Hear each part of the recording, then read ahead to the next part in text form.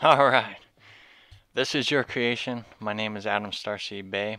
And today we're going to be looking into and discussing the term spiritually dead and just the awareness that, a lot of people don't even realize um, what spirituality is or what the spirit is, what even the definition of Holy Spirit. And I've talked about that briefly before. Holy is Kadesh, which translates to set apart.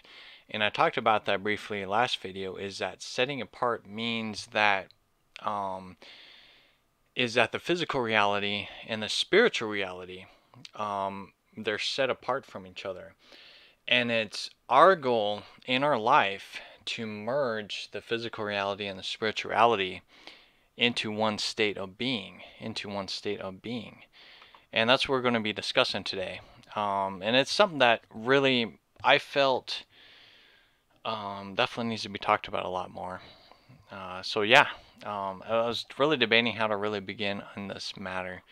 But we'll go ahead and discuss the merging of the two realms. So basically, when you come into this world, right, you're born twice. You're born into your mother's womb first, which is a connection between the physical realm and the spiritual realm. So, as a sperm moves up into the egg, so does a soul move down from the heavens. And it states that in the Bible, that the fallen angels um, became one with woman, right? Became one with woman. So you can look at that as a sexual nature, right? But if you look at it from a spiritual sense, it makes sense because, I mean, if we're spirits from the sky and we fall down here into the mother's womb, then we are merging with a physical mother into this reality. So therefore, that's merging the physical and the spirituality as one. So during that whole 9 months within the mother's womb, you are becoming one with the mother, one with the soul, one with the flesh. But that's the first birth. That's the first birth. So the second birth is being born into this physical reality. And you can look at it in many different ways, but um, just like in how the sperm went into the egg, it's again, you're being birthed out of the mother and born into this reality. So therefore, that is the second life. That is a second perception of things. And it gets pretty deep, it really does. But what happens is that we are born into programs created and generated by humanity. And when you look at it that way, you know, um, we lose touch with where we came from, right? We lose touch where we came from. Whether you understand um, it, um, whether you understand what reincarnation is or about the soul matrix, on how we're connected. We're just souls or little streams of consciousness that are collecting data from experiences and things of that nature. Well, when we're born into a world of programs, our memory is wiped, so then we can learn and develop within this environment, within this platform. And it's based on your will and intent and your choices. And it can get into a whole different subject of is our path predestined, or is there like multiple paths that lead to the same destination? It's hard to say that. It's hard to say just how much free will we have down here. But the point is, that's one of the many things that distracts us and keeps us away from acknowledging or even being aware of our spiritual body or our spiritual essence within us. That's what it is. That's, as a whole, that's what we are. We're in a physical body, but that spark of life is our spirit, is our soul. And so many people can argue and complain about that doesn't make sense. Our body is only functioning because of our brain and our heart and things of that nature. Well, that's how a vehicle works, right? That's how a vehicle works. You driving a car, right? Um, it's not going to drive without a passenger. It's not going to drive without a passenger. Hold on a sec, my computer's dying here.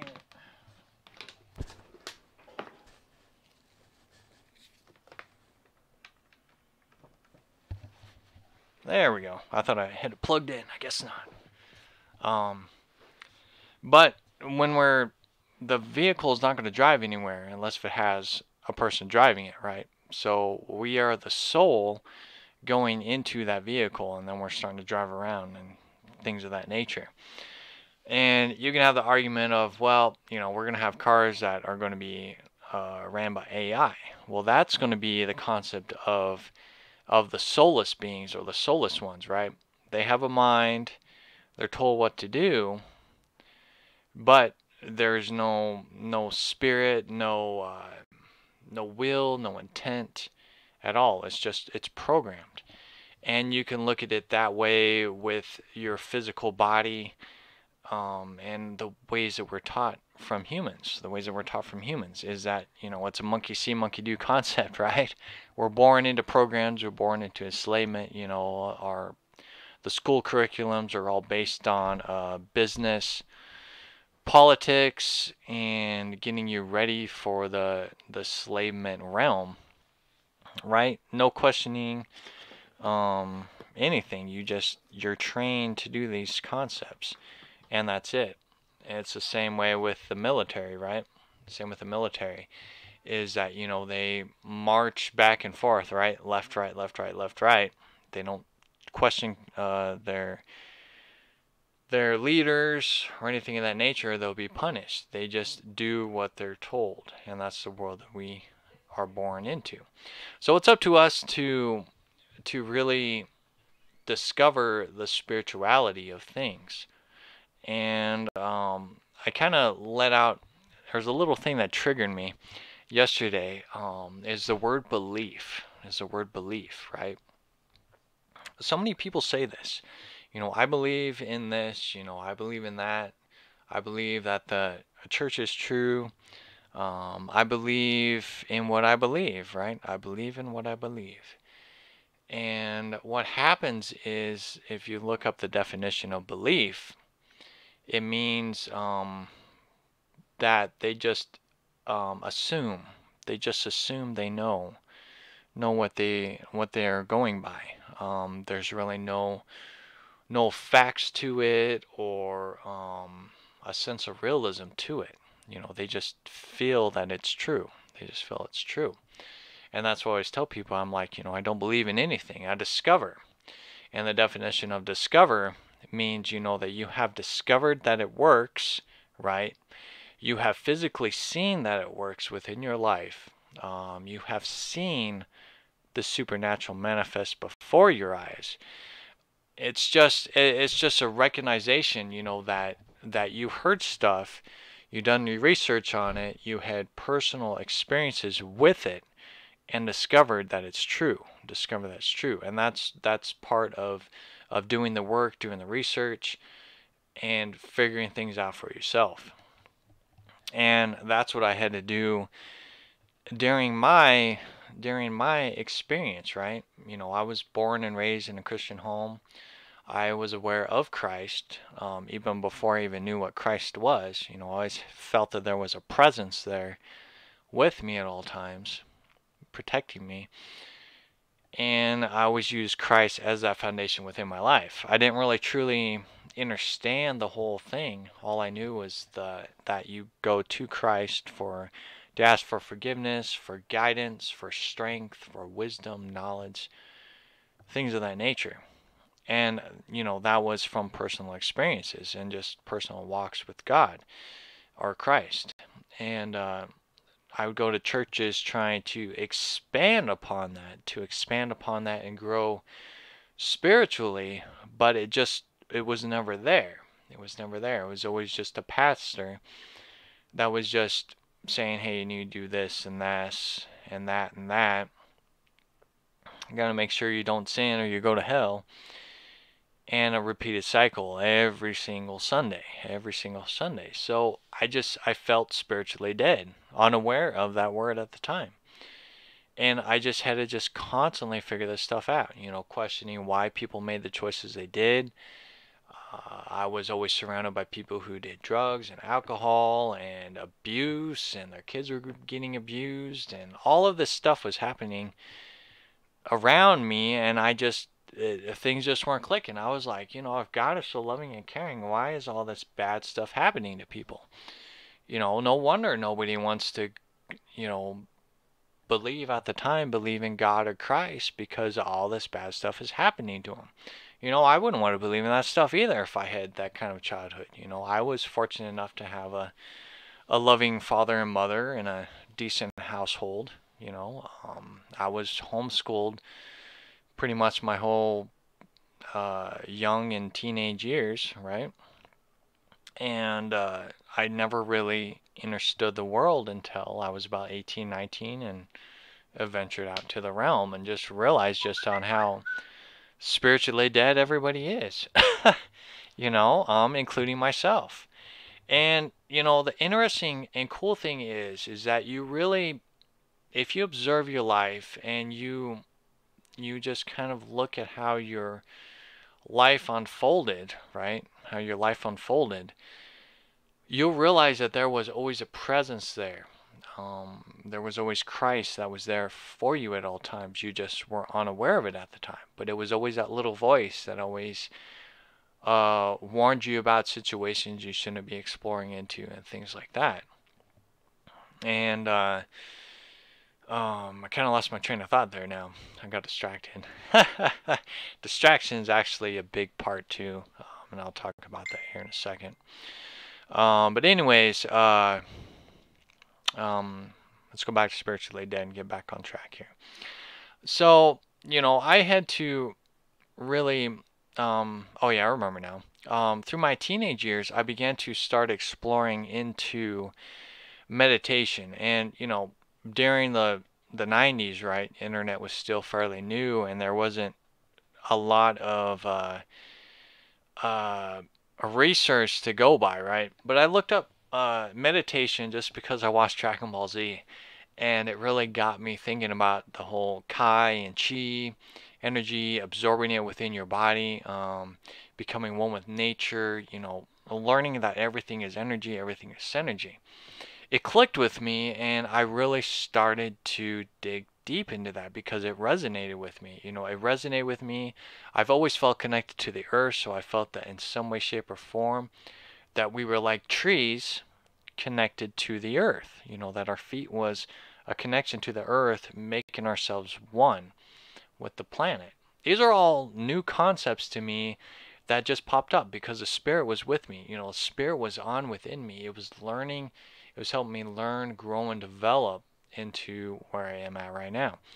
And that's the awesome thing about the spirits, that they're always with you, guiding you. You just have to be in tune.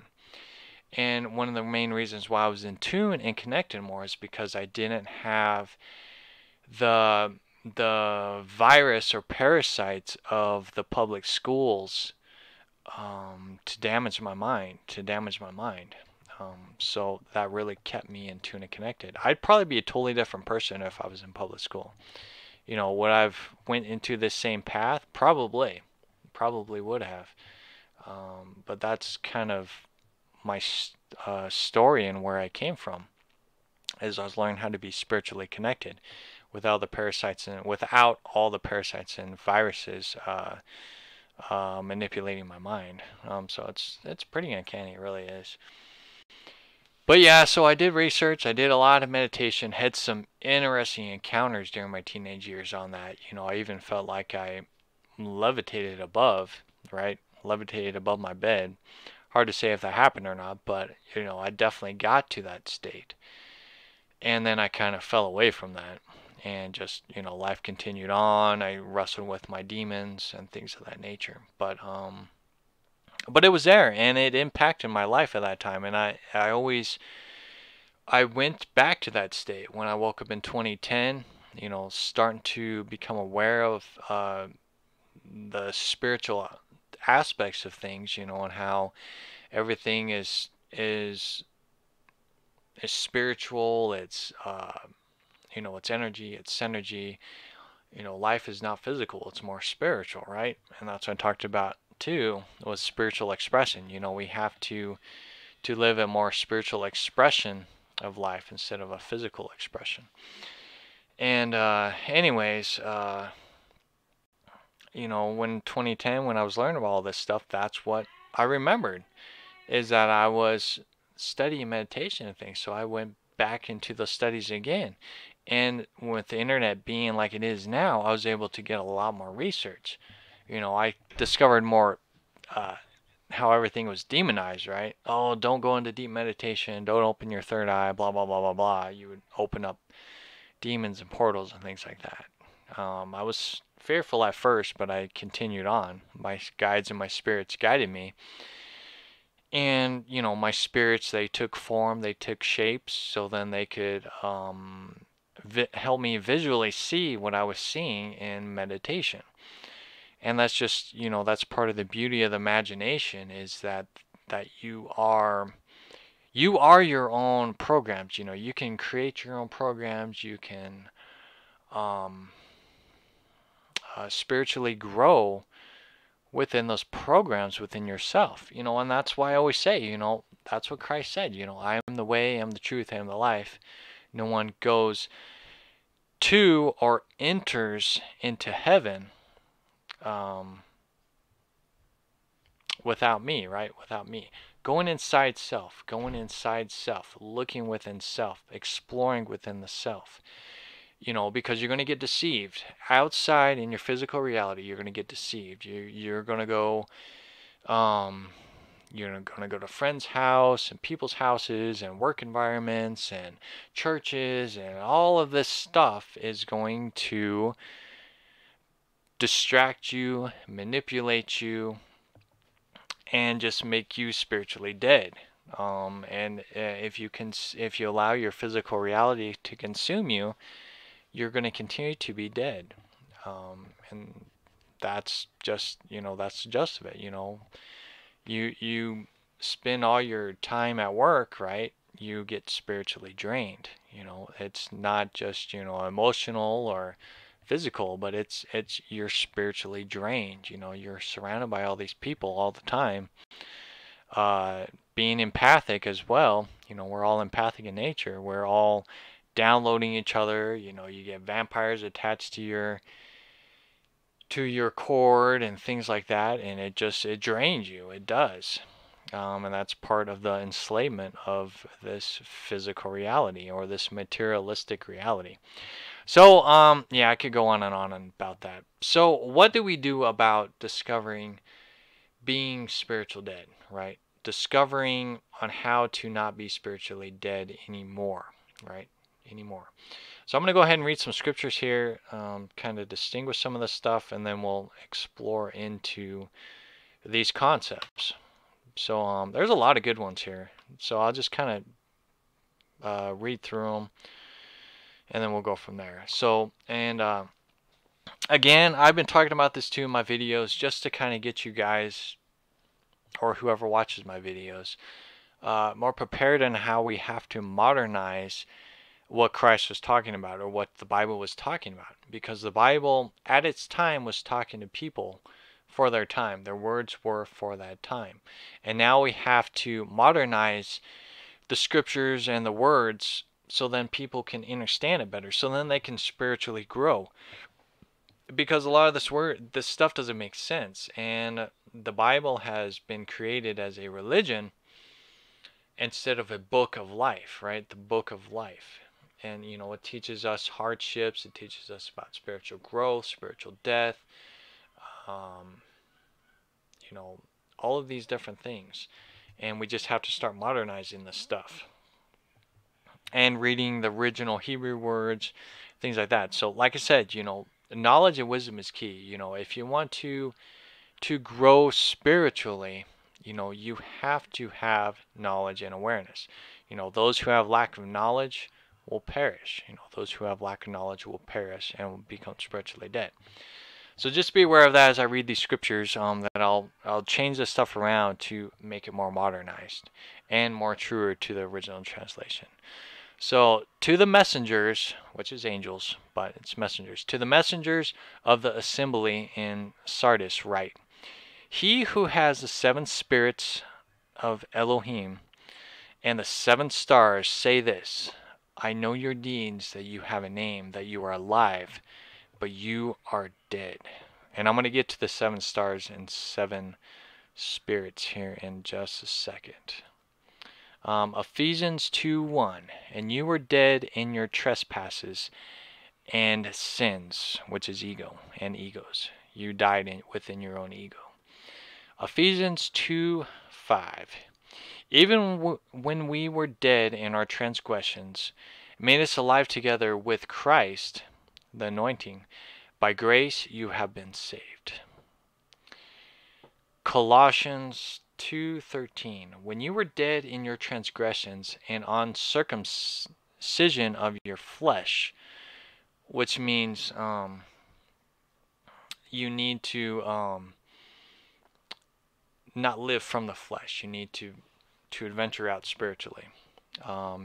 He made you alive together with him, having forgiven us all our transgressions. This is a good one here. Romans 8:6. For the mindset on the flesh is death, but the mindset on the spirit is life and peace. That's a beautiful one right there. Romans 8:10. If Christ is in you, though the body is dead because of sin, which is sin is ego, yet the spirit is alive because of righteousness. Matthew 8:22. But Christ said to him, Follow me and allow the dead to bury their own dead. And that just, it's again telling you, Christ is saying, hey, go within, become one with the spirits, become one with the ancestors, because the world is dead. The world is dead. We're surrounded by death. We're surrounded by the zombies. And that's why it says, the dead will rise first, because, everybody is spiritually dead, but they'll become more and more spiritually aware, and then they will rise up from the dead in that manner, right? It's a spiritual sense. They will rise up from the dead. Let's see, Luke 9:60. But he said to him, Allow the dead to bury their own dead. But as for you, go and proclaim everywhere the kingdom of Elohim, or the kingdom of heaven within you. And again, we just have to be testimonies to people. Speak our testimony, speak our truth, our awareness to the world. That's why you need to use technology to your advantage. Speak your story, your truth, and allow people to see just what Christ has done within your life, what you've discovered, what you've explored into, and the dead will listen. If the dead want to still hang out with the dead, they will just mingle within that zombie state. 2 Corinthians 4:3. And even in our gospel, which is spells, but good news, and even if our good news is veiled, it is veiled to those who are perishing.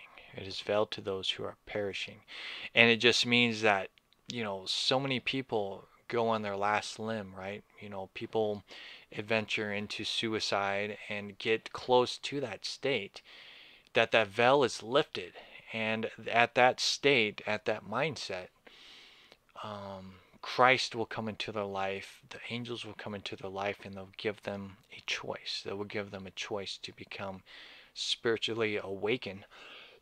Excuse me. Spiritually awakened at that time. And I can speak from experience, because I've been there multiple times. And it took that last time to allow me, basically Christ just slapped me in the face and say, hey, I was there the whole time, what's going on? All you had to do is just ask. And, and that's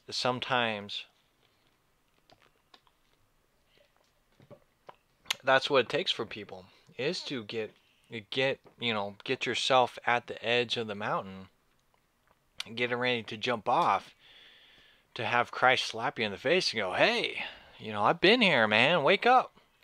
You've allowed the flesh, the debt of the flesh, to consume you. You've allowed the ego to consume you. And I've been crying out to you, but you never listened. You never listened. It took death's door for you to finally listen. It took death's door finally for you to listen. And sometimes people have to get on death's door.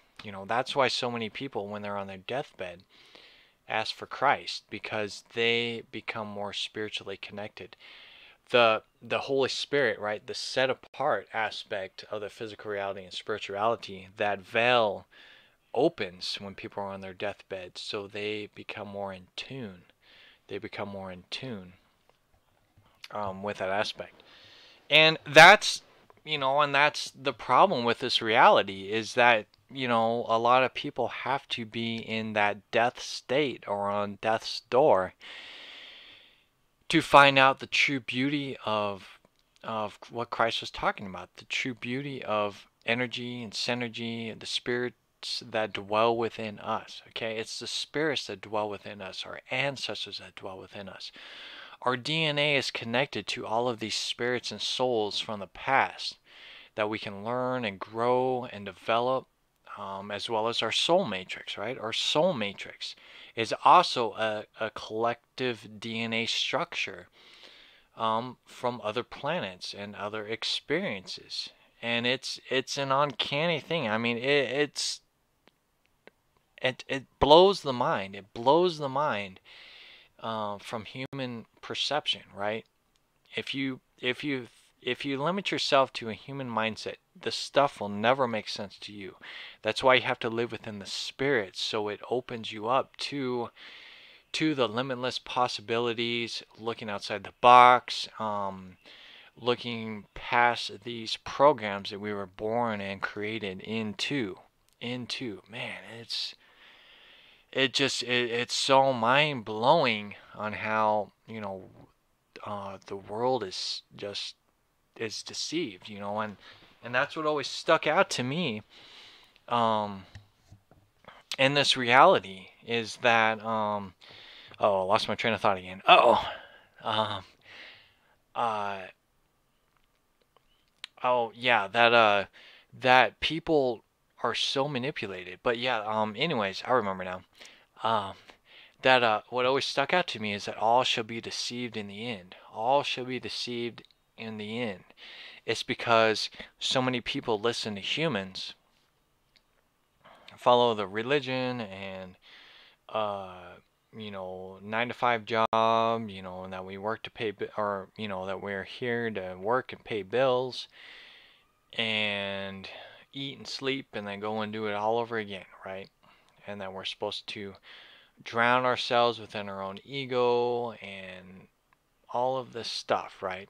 So at the end of the day, all shall be deceived in the end, because those who lack knowledge will perish. Those who lack knowledge will perish. And and that's up to you to discover. That's up to you to discover.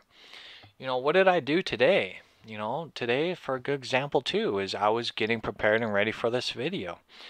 I had to do research, I had to pray, and get the right mindset on how I wanted to present this video, and go from there. It takes time to make these kind of videos. It takes time to prepare. It takes time to make sure what I present to you is valid, presentable,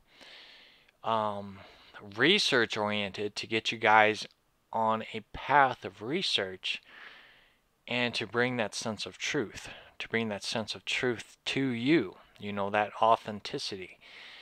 Because I mean, people can just read off books and they'll never have a spiritual encounter experience at all, but they'll just talk about it. You can't talk about something without having some form of experience, speaking from the heart, speaking from the spirit. You're going to know those who are speaking from their heart, with how they present themselves. And, and that's where you just have to realize, that you have to do the work. You have to do the research. You could spend hours doing research, creating and getting ready for a video. And it takes time, it takes energy. I work 40 plus hours, plus I got a family. I got to cook for them, and I got to take care of, all the other stuff that life brings upon me. But I still make sure I somehow, way, shape, or form, make time to present this stuff to you guys. Because I am tired of seeing people spiritually dead, and I'm tired of hearing people talk about things that they don't know what they're talking about. Well, if you give your life to Christ, that's it. I'm saved. I'm going to heaven, right? That is the most that's hard for me to hear. That's hard for me to hear because, you know, after you give your life to Christ, okay, what are you giving your life to Christ to? What are you doing? What does it do in your life? What does it do in your life after that? Will you see miracles? Yeah, you will. If you follow the Spirit, you will be guided. Yes, but you should find out what that is. You should find out what that is. Don't by chance or by faith or belief alone just follow the Spirit, but find out what it is. See what it is. Fill out what it is. What is it? What is it? That's what I did. I was like, what is this? What is the Holy Spirit? What is the spirits? What is Christ? What is this feeling I feel? Why do I feel like I hear other people's thoughts and all this stuff? Why do I see these shadow beings? Why do I see these angels? Why? And then go and do research on it. Listen to people's testimonies. Find out what this stuff is. There's historical documentations of what all this stuff is. It's nothing new. It's ancestral. And it was more understood back then than it is now because all of the books were burned and taken away from us. What do you think the Dark Ages was? The fire is getting lit right now, so that's why I'm being firm right now. But all of this stuff, all this knowledge was taken away from us, and then the Vaticans and the Romans and the Greeks just dominated. Europeans dominated and said, hey, you need to believe in this or else. You need to believe in this or else. So that was the beginning point of becoming spiritually dead. In a historical standpoint, and man, it's so frustrating. It really is. So let me go ahead and we'll change directions there because I think you guys kind of get where I'm coming from here. So let's go ahead and explore into. I was going to get some pictures and things like that, but I kind of ran out of time. I wanted to present this video today. So what does it mean when I read in Revelations 3:1? What does it mean when it talks about the 7 spirits, the 7 lamps? It also talks about the 12 elders, I believe. The 7 stars. Always talk about the 7 days of creation, right? 7 days of creation. What is all of this 7? What is all of this 7? This brings back into a lot of things, and you can do a lot of research. And a lot of cultures talk about these 7 things in their own way, in their own manner. And this is why I always tell everybody, I'm like, that everybody has a piece of the puzzle. Everybody has a piece of the puzzle. You never turn down a piece of the puzzle because you're going to miss out. That's why it's so important to listen to everybody's perception, viewpoints, things like that. The power of discernment. Yes, you definitely want to use the power of discernment. However, take that knowledge and awareness that those people have given to you for your own research, for your own purpose. so then you can better understand more on how the world works and better understand more on how um, what you're looking for, what you're researching, what your path is, what the spirits are telling you, what the spirits are leading you to, is so important. So, but basically, the easiest way to even present this is just the chakra points. Look into the chakra points. What are the 7 chakra points? The best way to learn on how the body mechanics work, right? On how the body mechanics work. And you can view the chakras as real things, or you can view the chakras as starting points on building your spiritual energy within yourself. That's why I always tell people is that you start from the ground up. You start from the ground up. And you can look at it as your head, right? Your head being the kingdom or your crown, right? Your stairway to heaven. Your stairway to heaven, right? So you have to start from the ground. So you got to start from the feet, from the roots. From the roots. And that's very symbolic. And you work your way up. You work your way up through the roots. Through the roots. And then as you venture through the roots or your feet, you hit the first chakra point. Your first chakra point is life, right? Is life, is the physical Godhead, okay? And that's in term your genital area, your Godhead, and as well as the area, on where we recycle stuff, right? Where we recycle stuff. That's the birthing point of the physical reality. And many people live inside that first chakra. And after you learn on how to surpass, right, the Godhead down there, man, it's bizarre. Then you'd venture into the stomach area as well as the energy area. And you can merge the other chakras as well, the second chakra and the third chakra as well as the fourth chakra. And it just takes exploration. But I mean, as a whole, you have to do your own research. And I apologize for the loudness in the background. Let me go see if I can go turn that down real quick. I'll be right back.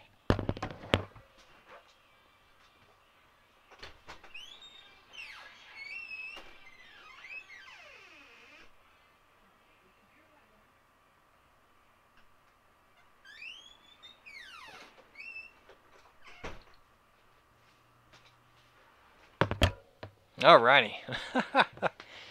That's why we go live, right? Alright, so anyways, where was I at here? Oh yeah, the chakra points. So when you go into the stomach chakra and in that area there, that's the energy, that's the spiritual energy. And I've talked about my version of it. And to me, a lot of people live with inside, the sexual preference, the sexual orientation, or the Godhead. They live inside that aspect, and they briefly touch into the spiritual realm, right? The spiritual realm, which would be the fourth dimension, or the energy realm, which would be your stomach area. Your stomach area is where all the chi and energy is stored within you. So, people are so close to piercing the veil into the spiritual realm, but they don't know because they're stuck in their spiritual preference or their human programs or human programs. They're stuck down there. They're stuck down there, and that's where you have to learn on how to pierce that. And when people talk about the fourth dimension or going to the fifth dimension, things like that, it really shows me, the baby steps, of where people are at right now. So people are venturing into the spiritual aspect or the energy aspect of the stomach or the tummy, right? And as soon as you adventure into that fourth dimension, right, you have to deal with your shadow self, your ego. You have to battle with your demons, and all of that stuff. That's why so many people are fearful to adventure into that fourth dimension, and why they always constantly go back into their godhead of life, their sexual preference in life, because they're scared to fight off their shadows. They're scared to fight off their demons because we weren't taught. We were not taught what this stuff was, right? We were not taught. We should have, like I said, we should have been taught in school about all these concepts so we could deal with this stuff, so we don't go crazy over what all this shadows and demons and all this stuff is, because sometimes those demons are really powerful within us and they manifest into our physical reality. They manifest, they torment us, and they can run our lives. They can run our lives. That's why so many people are labeled schizophrenia. And I ain't no doctor, but just based on, just research, people, their voices just overtake and dominate them because of a lack of knowledge, a lack of awareness, and a lack of training and teaching. A lack of training and teaching. And people get stuck in that fourth dimension. And people may never adventure out of the fourth dimension. You can picture that as the realm of the dead, right? The spiritual realm, the realm of the dead, which would be the realm of the living too, I guess. We live in the realm of the dead right now with our physical bodies, right?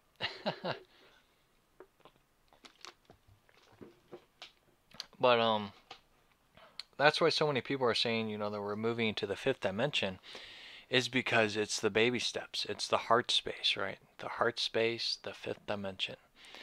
But to only truly even grasp that awareness of the heart space is to conquer your demons. Is to conquer that, that stuff is not all lovey-dovey, and that we just need to be love, love, love, love, love.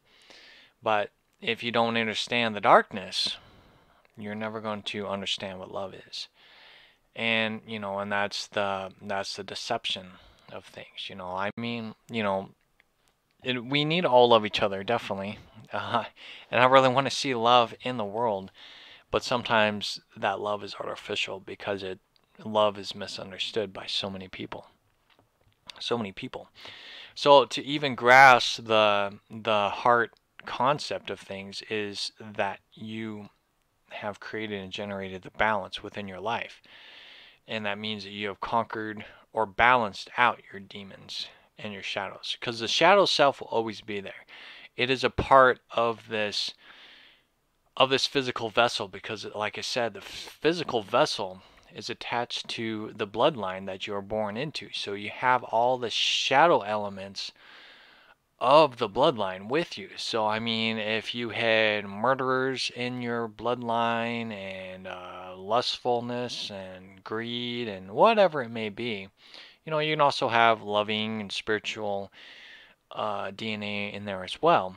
But that's how shadows are born into your DNA or this physical realm, is because you are dealing with the karma of your DNA or your bloodline. So you have all these shadows and demons.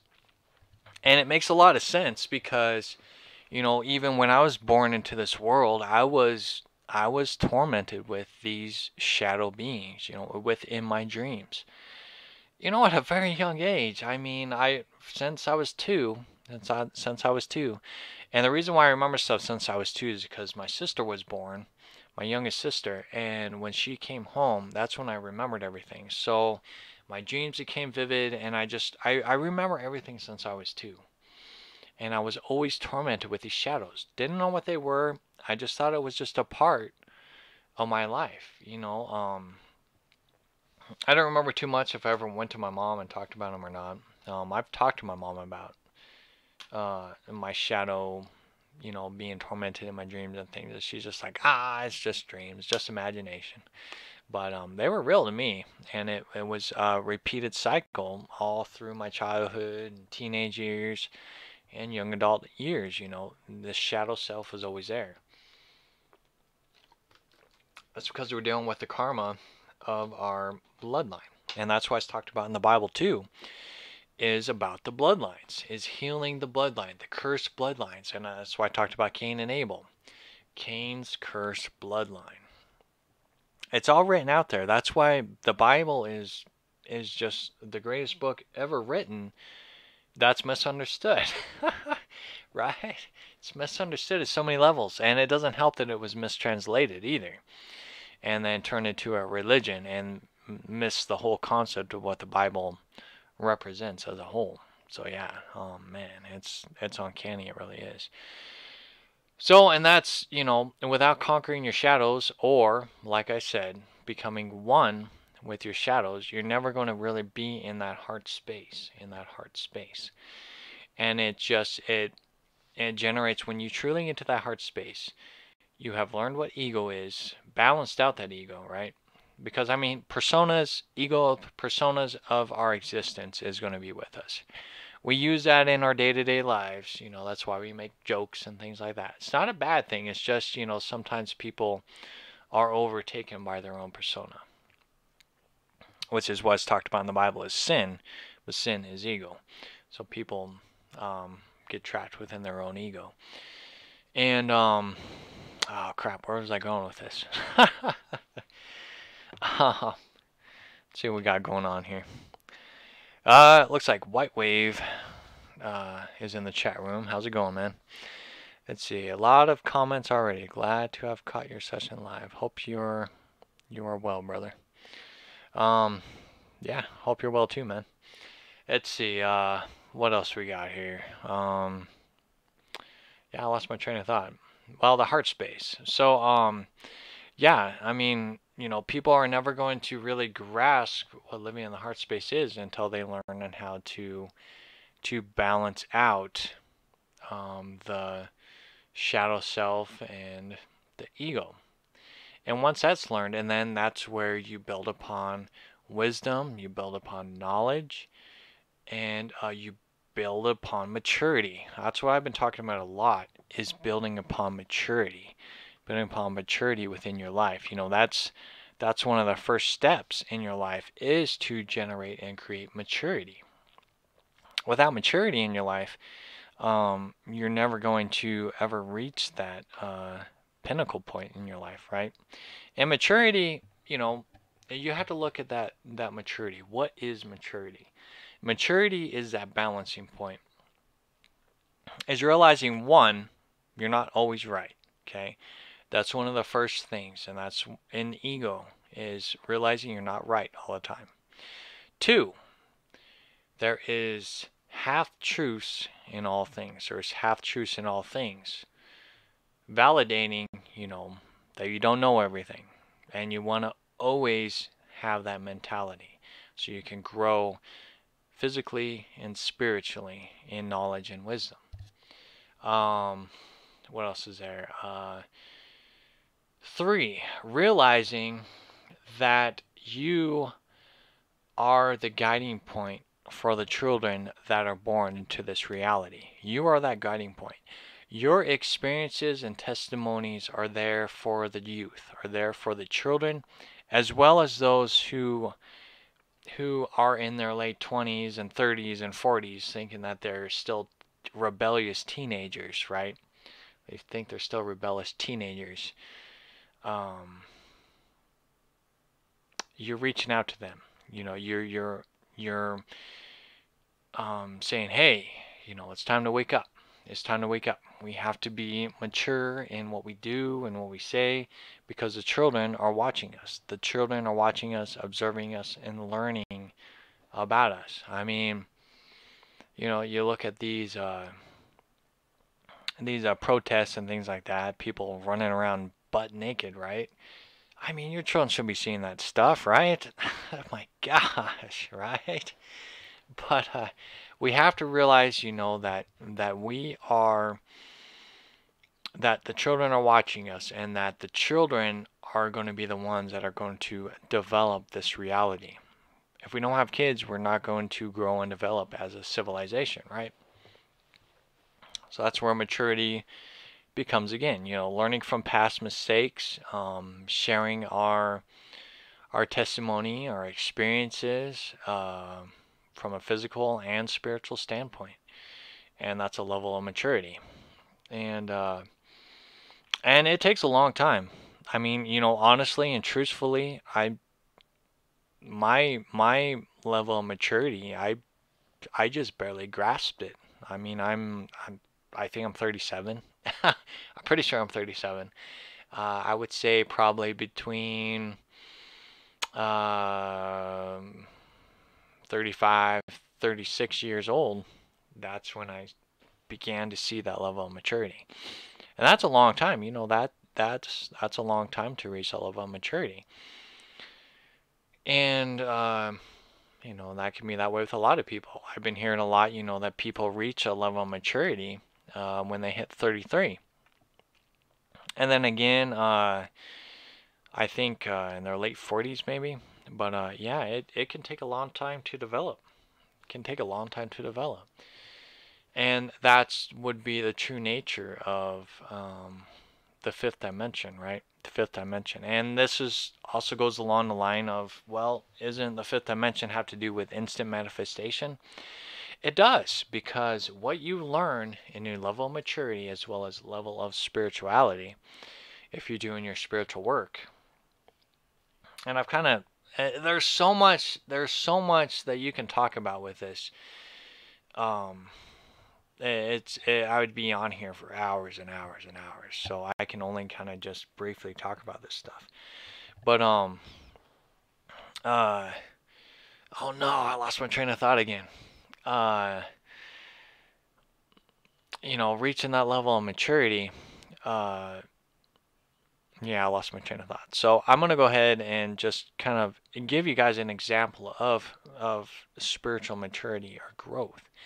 Is Christ talked about this. Is that you have to not have your cup half full or completely empty or overfull, right? You need to have a balance. You need to be able to fill up your cup, right? Not your body. Fill up your cup. And that's what I'm talking about. Oh, yeah, I remember. I was talking about the fifth dimension.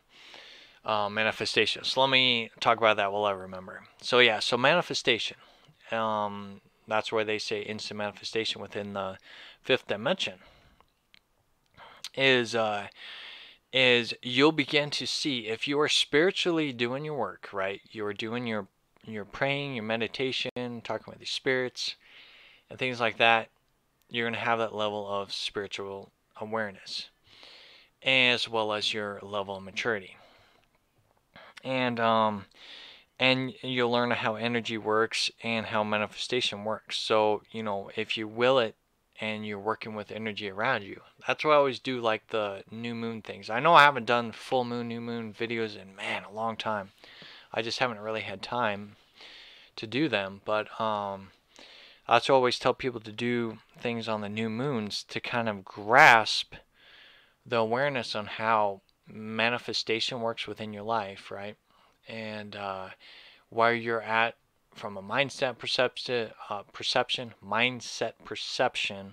spiritual perception, whether you want to have a more physical perception on your will and intent or a spiritual perception of your will and intent. It really gives you a clock or time set, right? So you do new moon, you see what manifests in the half moon, and then when the full moon arises, you'll be able to see your manifestation unfold. And that's the manifestation or instant manifestation. And instant manifestation is just becoming more and more comfortable with it, or experience with it. So it's not just, oh hey, I'm gonna think of a pizza and then poof, there's a pizza right in front of me. No, it don't work that way. It doesn't work that way. I mean, can it work? Maybe. I mean, I'm not at that level, but I think from a mature standpoint, observing the fifth dimension is just just being aware that that we're energy and that we can will things into existence, and that that the spirits work with us. This world is in turn a hologram of some kind, because there's a lot of when you become aware, there's a lot of weird things that happen within your life. Especially if you observe people. You swear, at least I do, that there's people that just walk around, you don't sense anything or feel anything. They just kind of do what they do.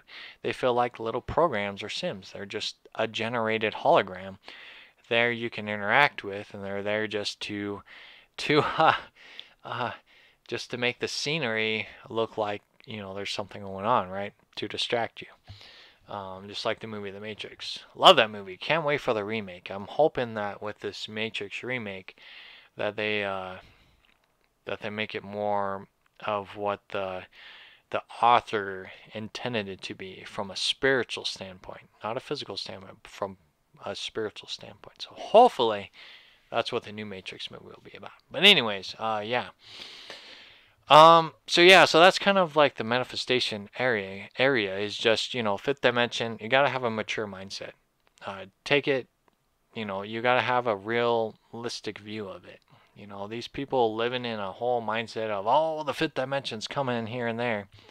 You gotta have a level of maturity, man. Otherwise, you're just leading people down a path of faith and hope again. You know, faith and hope, it's gonna happen. I've seen so many people that go live talking about, oh, you know, the fifth dimension's coming, these ET beings are coming, you know, just be patient. And all these people are like, woohoo, way to go, this fifth dimension's coming, woo. But they don't know. They don't know even where to begin. They don't know what they're talking about. And they get lost and confused. They think they just have to just sit in their houses and just wait for it to unfold in front of them. And then that's where the spiritually dead comes into play, because you're not doing your work. You're getting distracted by human, you know, being told what's going on. You know, my videos are designed to help you guys do research and grow within your life. You know, I want to make sure that every ounce of energy I give in these videos, you're learning something, you're growing, and it makes you think. It makes you think. That's what these videos are designed for.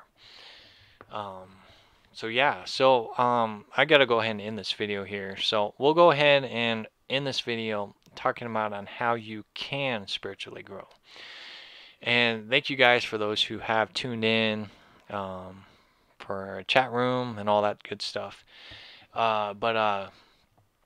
So to be spiritually in tune, or to spiritually grow within your life, you have to start out with the basics, and that's praying and meditation, period. And that's where you have to start. Praying is talking, at least from my perception, praying is talking with God, listening to the spirits, and have them guide you, right? As well as discerning the spirits. But that's how you start talking with them. Meditation is walking with the spirits, walking with Christ, visually seeing how the spiritual realm works. And like I talked about earlier, the spirits will use shapes and forms, you know, whether it be animals or otherworldly looking beings. They'll use your imagination to help you grow and develop spiritually. You know, they'll show you how to use energy and store energy and learn on how that works. Your spirit guides will show you how to do this, and only you doing the work will help you do it. And it takes a lot of time, patience, and practice. I spent, man, like I said, 2010, 2011, all the time doing meditation. I stopped everything that I was doing to just meditate constantly, over and over and over and over again, trying to figure out how this realm works.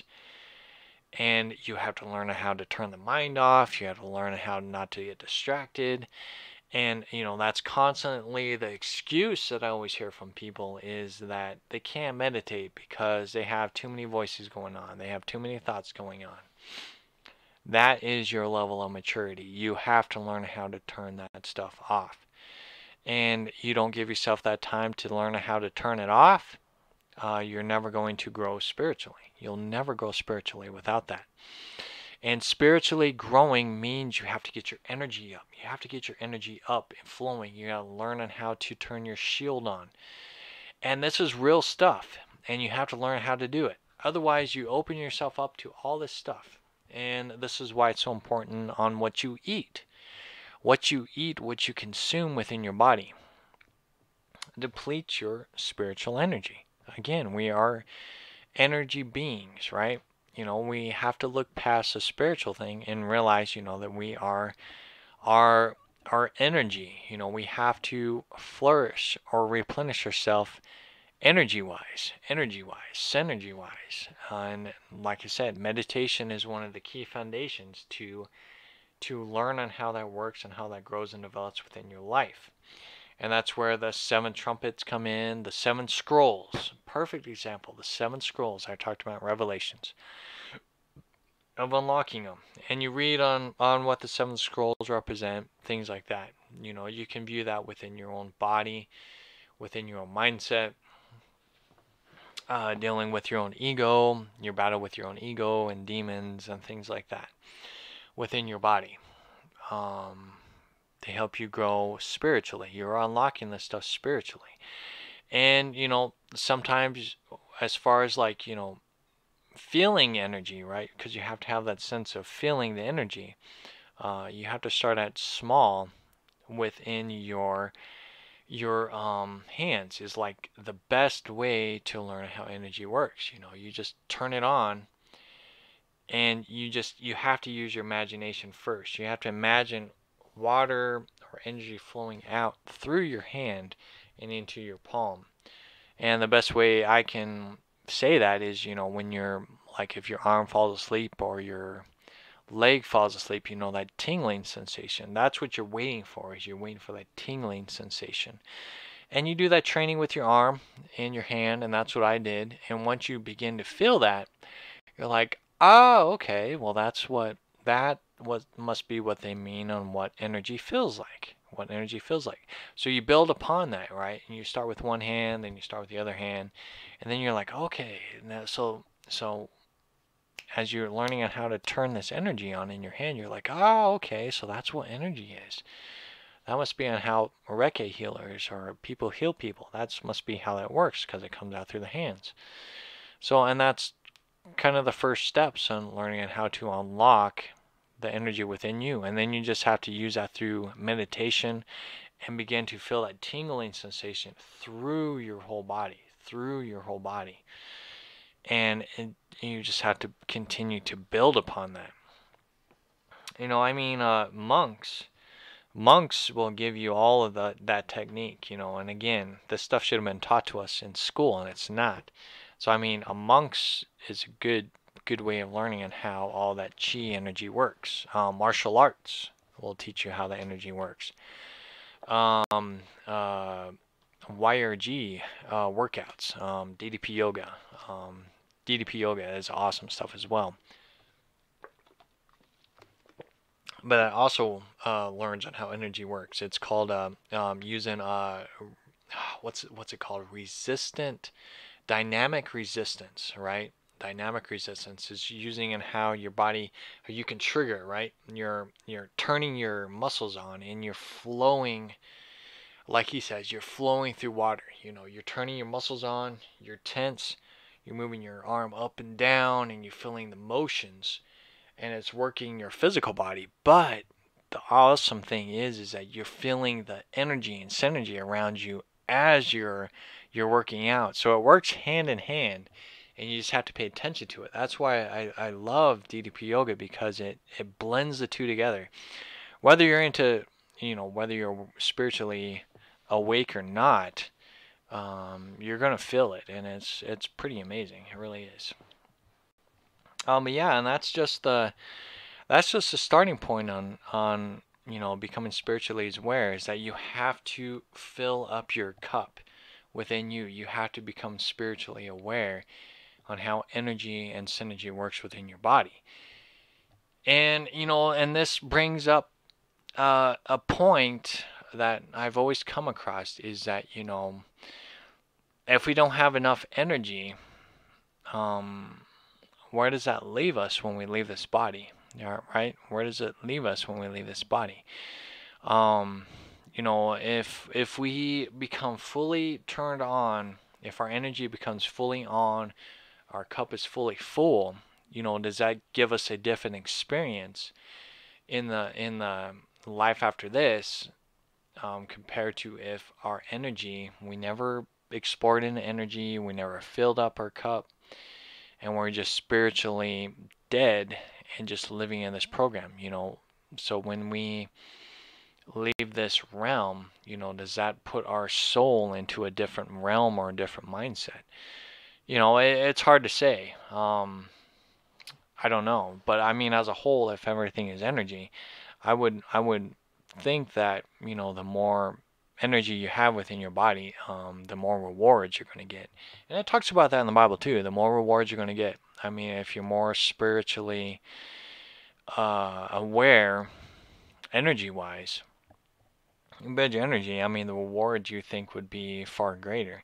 So it's hard to say, and it's a thought that's always on my mind, which is why I always try to express on that spirituality is energy based. It's not just some belief or some faith, it's energy. And energy is used around us at all times. I mean, what do you think magi's are? We're all magi's, but we're spiritually dead and unaware of this. And that's why the powers that be dominate the world now, because they're fully in tune with that energy, and they're fully in tune with how magic works, and that's why things are the way they are. So it's man, it's a whole other ball game, and it's, again, those who lack knowledge shall perish. It's a whole different ball game. I mean, there's a lot of stuff going on in the world that people just are not ready for. I mean, it could shock you to death if you learn on how this world works, on how energy works, on how magic works. You fully grasp these concepts, they could blow your mind. It would blow your mind away. So yeah, I'm gonna go ahead and end this video. If you got any quick questions, let me know. But otherwise, again, thank you guys for tuning in. And hopefully this helps you in some way in learning what spirituality is, and what it's up to you to become spiritually active. Learning how to develop that spiritual aspect within you. Prayer and meditation is the first step, and then you go from there. Let's see. White Wave has on here: is it like the worm who has to take in nutrition to have enough to make it through transformation?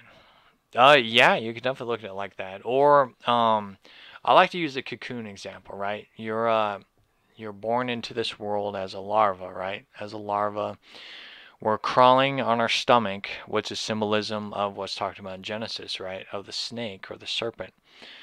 We're a larva and we're crawling on our stomach, right? Learning on how nature works, on how life works, and things like that. And then as we grow and develop, right? And we look up to the sky going, man, look at all those birds flying in the sky. Or look at those butterflies in the sky, right? So, I mean, if you observe life like the larva, right? Like the larva of the worm, you're like, man, I want to be a butterfly someday and fly. So you begin to become self-aware, and you begin to climb up the tree of life, right? Climb up the tree of knowledge and wisdom. And you're like, you know what? I want to be a butterfly. I want to be a butterfly.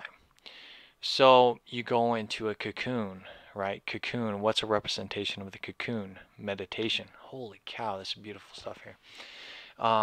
So you go into your cocoon, you go into a deep state of meditation, and you spend, you can spend, I don't know how long it takes for a butterfly to grow. We'll say a month, right? A month to in deep meditation. And then after that deep meditation session, you gain that knowledge, you gain that wisdom and that awareness, and that energy flows within you, and you become a new state of being, a new state of self.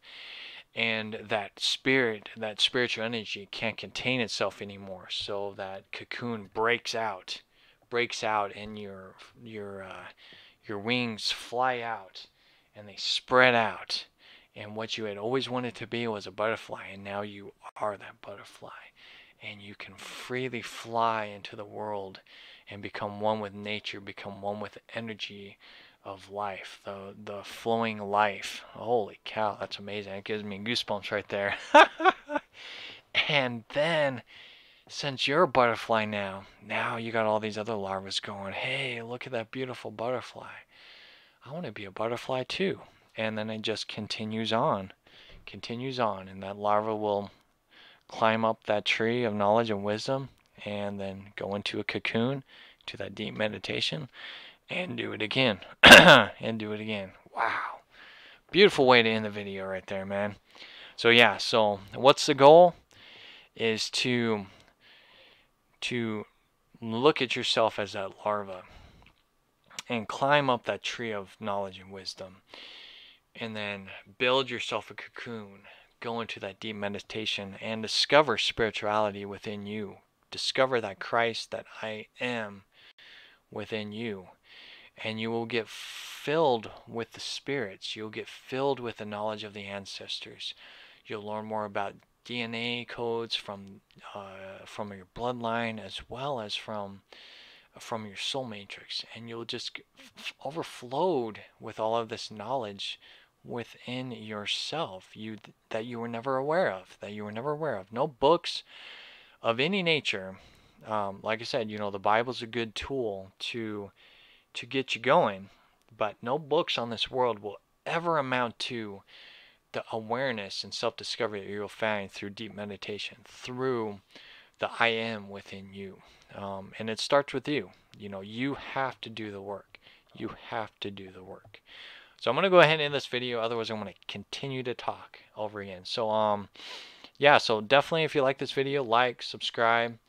I'm out there, if you want to talk to me, just type in Adam Starseed Bay on Facebook. I'm there. I'm on Google. I'm on YouTube. So yeah, I'm out there. If you guys, need a conversation or to talk to, I'm there for you guys. So yeah, and that's why I go live now, so I can talk to you guys and see who my viewers are, so I can interact with you guys. So yeah, so love yourself. Keep shining bright. Just realize that you are beautiful and amazing, and that you can become a butterfly too. You can become a butterfly too. You just have to do the work. Do the work. Hard work pays off, and you will see results. I guarantee you, you'll see results. So yeah, so love yourself. Keep shining bright. I'll talk to you guys later.